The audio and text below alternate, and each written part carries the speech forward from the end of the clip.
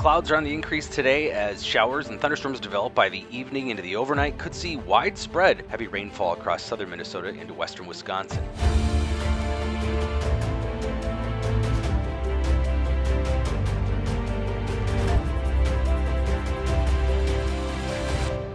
So smoke has returned to the skies of northeastern Minnesota, kind of wrapping around high pressure centered over Lake Superior.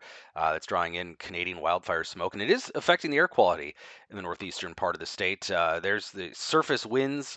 Along with satellite imagery, you can kind of see that gray haze drifting out of Ontario, wrapping around kind of Michigan, Lake Superior, and then up into northeastern Minnesota. It is in the orange category across much of northeastern Minnesota and the North Shore, which is unhealthy for sensitive groups. So if you have asthma or any breathing conditions, it's definitely a little bit on the hazardous side. And we're going to probably keep it that way. Air quality alert for the northeastern part of the state through today and tonight. Moderate air quality for the rest of us, so not perfect further south and east either. Dew points have increased here over the last 24 hours. You probably noticed the muggier air, and it's going to stick around into the weekend. And that'll make it feel a little more like summer. That dry air we had the last week or so, a little more September-like when dew points are in the 40s. That adds a chill to the air because there's more evaporation on your skin. Low pressure to the west is creating a large mass of clouds and broken area of showers and thunderstorms that extends all the way down into Arkansas, Missouri, Iowa, and then to our west into South Dakota and western Minnesota. We're going to see that fill in and push east. By the evening hours, we'll probably see some showers in the Twin Cities, and then on and off scattered showers and thunderstorms into tonight and early tomorrow. And then that will lift mostly to the north and east. Northern Minnesota will stay fairly wet, I think, the first half of the day tomorrow. Severe risk looks low, but we do have a marginal risk, level 1 out of 5 for southwestern Minnesota, places like Marshall, Laverne, Pipestone, Worthington, those areas.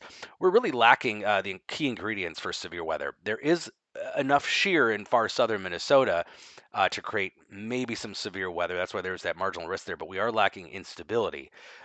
CAPE, convective available potential energy, which is a combination of daytime heating, also higher dew points, all that really confined to South Dakota, Nebraska, Iowa. So whatever develops there, it's mostly a matter of one or two storms that could maybe hold together into southwestern Minnesota. But we are going to see a widespread inch plus of rainfall from across the southern third of the state into western Wisconsin and also up the North Shore, heavier rainfall amounts.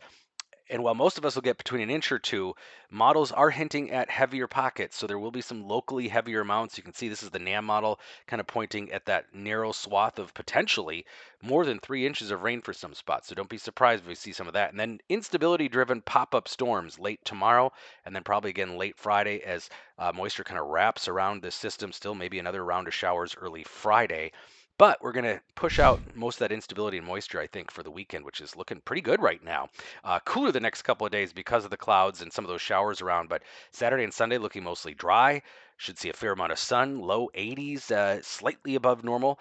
And the dry weather with seasonable temperatures looks to continue into early next week. Monday and Tuesday both near 80. And by that point, the high temperature is about 80 degrees.